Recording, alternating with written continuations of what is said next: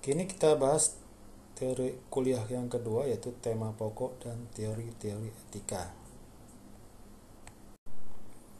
Etika bisa dipandang sebagai disiplin ilmu yang berhubungan dengan kajian kritis tentang kebiasaan, adat istiadat, kemudian nilai-nilai dan norma perilaku manusia yang dianggap baik atau yang dianggap buruk. Sepanjang studi yang pernah dilakukan, maka kita akan menjumpai banyak teori yang membahas menjelaskan suatu tindakan, sifat, atau objek perilaku yang sama dari sudut pandang dan perspektif yang berbeda. Berikut ini kita akan lihat beberapa teori etika yang ada.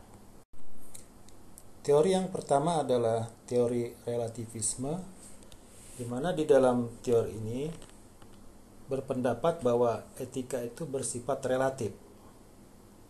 Jawaban dari etika itu tergantung dari situasinya. Dasar pemikiran teori ini adalah bahwa tidak ada kriteria yang universal untuk menentukan apakah suatu perbuatan etis atau tidak etis. Setiap individu di sini mempunyai kriteria sendiri-sendiri yang berbeda karena misalnya latar belakang budaya, negara, dan sebagainya.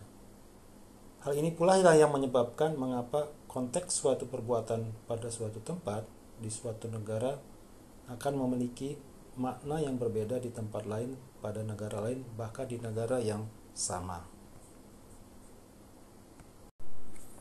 Teori berikutnya adalah teori egoisme yang diusung oleh Russell tahun 2004. Di dalam teori ini diperkenalkan dua konsep yang berhubungan dengan egoisme. Yang pertama yaitu adalah egoisme psikologis, di mana dalam teori ini adalah menjelaskan bahwa semua tindakan manusia itu dimotivasi oleh kepentingan self-service atau berkutat diri atau swalayan. Dalam teori ini, orang boleh saja yakin bahwa tindakan mereka yang bersifat luhur dan suka berkorban, namun semua tindakan yang terkesan luhur atau tindakan yang suka berkorban tersebut hanyalah sebuah ilusi menurut Russell. Pada kenyataannya, setiap orang hanya peduli pada dirinya sendiri. Dalam teori ini, tidak ada tindakan yang sesungguhnya bersifat altruisme. Yaitu, apa yang dimaksud dengan altruisme yaitu adalah suatu tindakan yang peduli pada orang lain atau mengutamakan kepentingan orang lain dengan mengorbankan kepentingan diri sendiri. Jadi altruisme di sini tidak ada di menurut Russell ini. Yang kedua yaitu egoisme etis, di mana tindakannya dilandasi oleh kepentingan diri sendiri atau kepentingan pribadi atau self interest. Nah, tindakan berkutat diri ditandai dengan ciri mengabaikan atau merugikan kepentingan orang lain.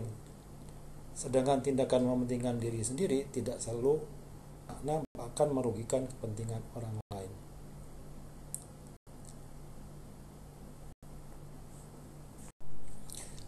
Bila kita cermati, maka ada sejumlah elemen yang dapat dijadikan pokok-pokok pandangan pemikiran aliran egoisme etis. Yang pertama adalah egoisme etis itu tidak mengatakan bahwa orang harus membela kepentingannya sendiri maupun kepentingan orang lain. Yang kedua, egoisme etis hanya berkeyakinan bahwa satu-satunya tugas adalah untuk kepentingan sendiri. Sedangkan yang ketiga adalah meski egoisme etis itu berkeyakinan bahwa satu-satunya tujuan adalah membela kepentingan diri, namun egoisme etis juga tidak mengatakan bahwa Anda harus menghindari menolong orang lain. Menurut paham egoisme etis, tindakan menolong orang lain dianggap sebagai tindakan untuk menolong diri sendiri, karena mungkin saja kepentingan orang lain tersebut berkaitan dengan kepentingan diri sendiri. Sehingga dengan menolong orang lain sebenarnya adalah dalam rangka bertujuan memenuhi keuntungan diri sendiri. Dengan demikian, bila kita simpulkan, paham egoisme etis adalah apabila ada tindakan yang menguntungkan orang lain, maka keuntungan bagi orang lain ini bukanlah alasan untuk membuat tindakan itu dilakukan, atau tindakan itu sebagai yang dianggap etis yang benar. Yang membuat tindakan itu benar menurut paham ini adalah bahwa kenyataannya tindakan itu menguntungkan diri sendiri. Ada dua alasan yang mendukung kenapa orang menggunakan teori egoisme. Yang pertama adalah adanya argumen bahwa altruisme adalah tindakan menghancurkan diri sendiri. Tindakan peduli pada orang lain ini merupakan gangguan yang ofensif bagi kepentingan sendiri. Kemudian cinta kasih kepada orang lain juga dalam paham ini akan merendahkan martabat dan kehormatan orang tersebut. Alasan yang kedua adalah bahwa pandangan terhadap kepentingan diri sendiri adalah pandangan yang paling sesuai dengan moralitas akal sehat. Sehingga pada akhirnya semua tindakan dapat dijelaskan dengan prinsip fundamental kepentingan diri sendiri. Meskipun ada dukungan pembenaran ke arah teori egoisme tersebut, namun terdapat beberapa alasan di mana orang menentang teori egoisme etis. Alasan antara lain yang dikemukakan adalah egoisme etis ini tidak mampu memecahkan konflik kepentingan. Di sini kita memerlukan aturan moral karena dalam kenyataannya seringkali dijumpai kepentingan-kepentingan yang bertabrakan. Alasan lain adalah egoisme etis ini sifatnya sewenang-wenang. Jadi egoisme etis ini dapat dijadikan sebagai pembenaran atas timbulnya paham-paham seperti rasisme dan sebagainya seperti yang terjadi pada zaman Perang Dunia ke-1 ya. Ini adalah alasan kenapa orang menolak teori egoisme etis. Teori berikutnya adalah teori utilitarianisme, di mana di dalam teori ini suatu tindakan dikatakan baik jika membawa manfaat bagi sebanyak mungkin anggota masyarakat. The greatest happiness of the greatest number. Nah, dalam paham utilitarianisme ini dikembangkan argumen dalam bentuk beberapa konsep sebagai berikut. Yang pertama adalah ukuran baik tidaknya suatu tindakan ini dapat kita lihat dari akibat atau konsekuensi atau tujuan dari tindakan tersebut. Apakah memberi manfaat atau tidak. Kemudian dalam mengukur akibat suatu tindakan, maka parameter tunggal yang digunakan adalah jumlah kebahagiaan atau jumlah penderitaan yang diperoleh. Kemudian konsep yang ketiga adalah di sini. Kesejahteraan ini sama pentingnya bagi setiap orang. Jadi persamaan dalam mendapatkan kesejahteraan. Perbedaan paham utilitarianisme dengan paham egoisme etis ini terletak pada siapa yang memperoleh manfaat. Pada egoisme etis melihat dari sudut pandang kepentingan individu, sedangkan pada paham utilitarianisme dilihat dari sudut pandang kepentingan orang banyak. Ada beberapa kritik terhadap teori utilitarianisme. Yang pertama bahwa di sini utilitarianisme hanya menekankan tujuan atau manfaat pada pencapaian kebahagiaan duniawi. Artinya di sini paham ini mengabaikan aspek-aspek rohani. Kemudian kritik yang kedua adalah prinsip utilitarianisme ini mengorbankan prinsip keadilan. Artinya ada hak-hak individu atau minoritas dikorbankan untuk kepentingan mayoritas atau untuk kepentingan orang banyak. Paradigma teori berikut ada teori deontologi, di mana di dalam teori deontologi ini berbeda dengan paham egoisme dan paham utilitarianisme, di mana kedua paham terakhir ini sama-sama menilai baik buruknya suatu tindakan ini dari kemampuannya memberi manfaat, apakah itu terhadap individu ini pada teori egoisme atau untuk orang banyak dalam teori utilitarianisme. Maka kalau dia memberi manfaat disebut sebagai tindakan yang etis. Sebaliknya, jika suatu tindakan ini berakibat merugikan kepentingan individu atau kepentingan sebagian besar kelompok masyarakat, maka tindakan tersebut dikatakan tidak etis. Teori yang menilai suatu tindakan berdasarkan hasil konsekuensi atau tujuan dari tindakan, teori tersebut disebut sebagai teori teleologi. Jadi teori egoisme dan utilitarianisme ini termasuk dalam kategori teori teleologi. Sangat berbeda dengan paham teleologi yang menilai etis tidaknya suatu tindakan berdasarkan hasil atau tujuan atau konsekuensi suatu tindakan. Maka pada paham deontologi justru mengatakan bahwa etis atau tidaknya suatu tindakan ini tidak ada kaitannya sama sekali dengan tujuan atau konsekuensi atau akibat dari tindakan tersebut. Dalam teori deontologi ini, konsekuensi suatu tindakan ini tidak boleh menjadi pertimbangan untuk menilai tindakan tersebut etis atau tidak. Peneliti Immanuel Kant berpendapat bahwa kewajiban moral harus dilaksanakan demi kewajiban itu sendiri, bukan karena keinginan untuk memperoleh tujuan kebahagiaan, dan juga bukan karena kewajiban moral karena dia diperintahkan oleh Tuhan. Di dalam konsep ini, moralitas itu hendaknya bersifat otonom, artinya tidak dipengaruhi oleh faktor lain. Dan ini harus berpusat pada pengertian manusia berdasarkan akal sehat yang dimiliki manusia itu sendiri. Sehingga di sini ada kewajiban moral yang mutlak yang bersifat rasional. Nah, meskipun teori deontologi ini tidak lagi mengkaitkan kriteria kebaikan moral dengan tujuan tindakan sebagaimana teori sebelumnya, yaitu teori egoisme dan teori utilitarianisme, namun teori deontologi ini juga mendapat kritikan terutama dari kalangan ahli agama. Penelitian ini mencoba membangun teorinya hanya berdasarkan pemikiran rasional. Jadi teori ini hanya rasionalis ya, dengan mengangkat bahwa manusia ini bermartabat, dengan berangkat bahwa asumsi bahwa manusia bermartabat, maka setiap perlakuan manusia terhadap manusia lainnya harus dilandasi oleh kewajiban moral universal. Tidak ada tujuan lain selain mematuhi kewajiban moral demi kewajiban itu sendiri.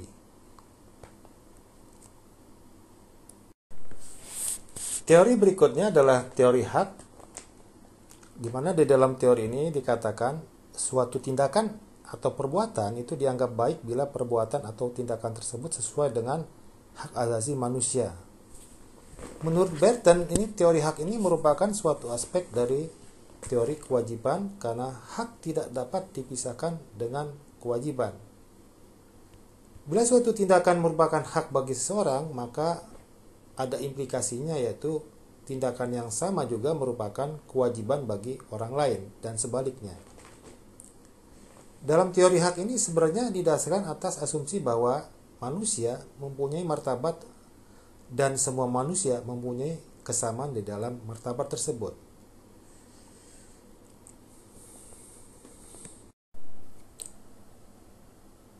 Hak asasi manusia itu didasarkan atas beberapa sumber otoritas. Yang pertama adalah hak hukum atau legal rights. Di dalam legal rights ini adalah hak yang didasarkan atas sistem hukum atau yurisdiksi suatu negara, di mana sumber hukum tertinggi suatu negara adalah Undang-Undang Dasar negara yang bersangkutan. Kemudian yang kedua yang mendasari hak asasi manusia adalah hak moral atau kemanusiaan atau human right. Di dalam hak ini dihubungkan dengan pribadi manusia secara individu, atau di dalam beberapa kasus dihubungkan dengan kelompok, bukan dengan masyarakat dalam arti luas. Hak moral di sini berkaitan dengan kepentingan individu sepanjang kepentingan individu tersebut tidak melanggar hak-hak orang lain. Kemudian sumber yang ketiga adalah hak kontraktual atau contractual right. Di dalam hak kontraktual ini diikat individu-individu yang membuat kesepakatan atau kontrak bersama di dalam wujud hak dan kewajiban pada masing-masing pihak yang terdapat di dalam kontrak tersebut. Teori hak atau yang lebih dikenal dengan prinsip HAM ini mulai banyak mendapat dukungan masyarakat, termasuk juga dari PBB. Di sini piagam PBB sendiri merupakan salah satu sumber hukum penting dalam penegakan hak asasi manusia. Di dalam piagam PBB ini disebutkan ketentuan umum tentang hak dan kemerdekaan setiap orang. PBB ini telah mendeklarasikan prinsip-prinsip hak asasi manusia pada tahun 1948, di mana dikenal dengan nama Universal Declaration of Human Rights. Diharapkan semua negara di dunia ini dapat menggunakan deklarasi ini sebagai dasar penegakan HAM dan sebagai dasar pembuatan undang-undang atau peraturan yang berkaitan dengan penegakan HAM. Pada intinya di dalam human right tadi diatur hak-hak kemanusiaan, diantaranya adalah hak mengenai kehidupan, kemudian kebebasan dan keamanan, kebebasan dari penahanan, dari penangkapan atau dari pengasingan yang sewenang-wenang.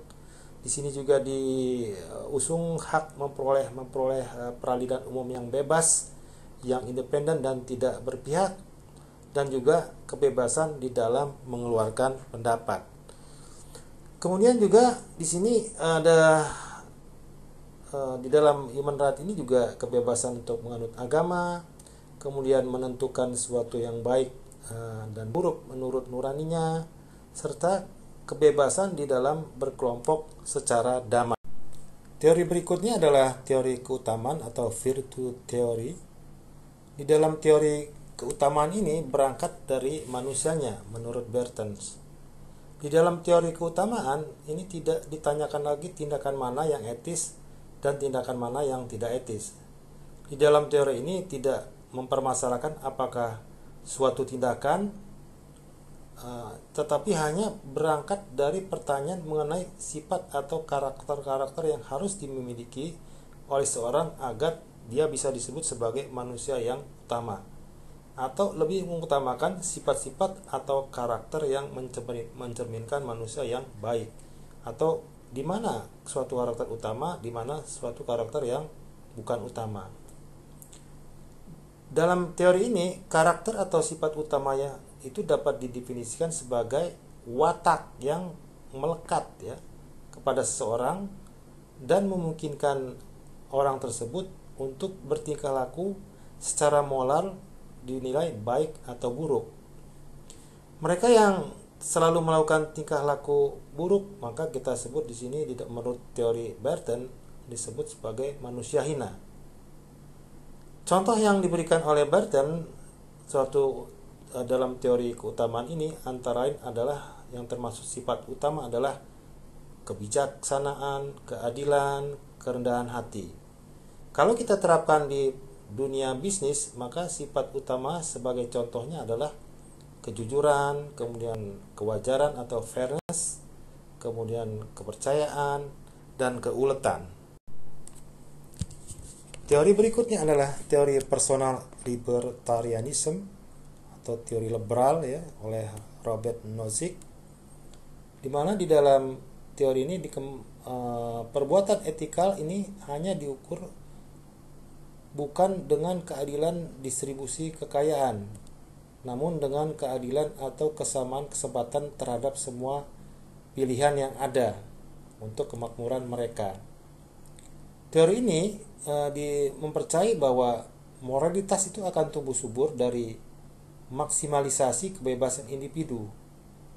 Demikian di dalam konteks ini, kebebasan individu itu bersifat sangat ajasi dan cenderung liberal. Teori berikutnya adalah teori ethical egoism. Di dalam teori ethical egoism ini dimaksimalkan kepentingan individu dilakukan sesuai dengan keinginan individu yang bersangkutan.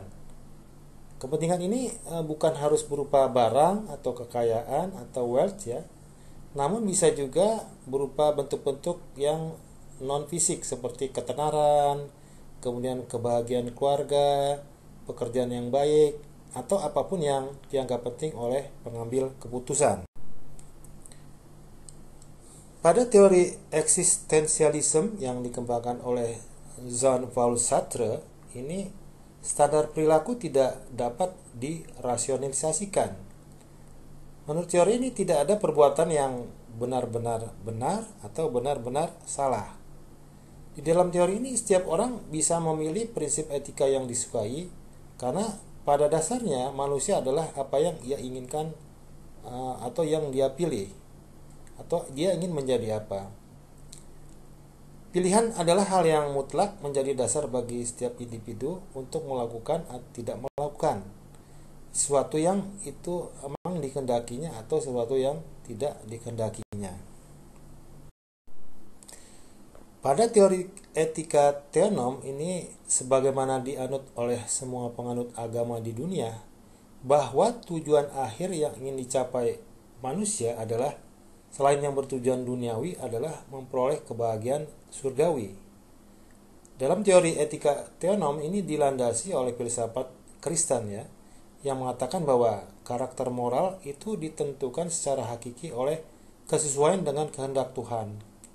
Perilaku manusia secara moral ini akan dianggap baik jika dia sesuai dengan kehendak Tuhan. Dan perilaku manusia dianggap tidak baik jika tidak mengikuti aturan atau perintah Tuhan sebagaimana yang dituangkan dalam kitab suci.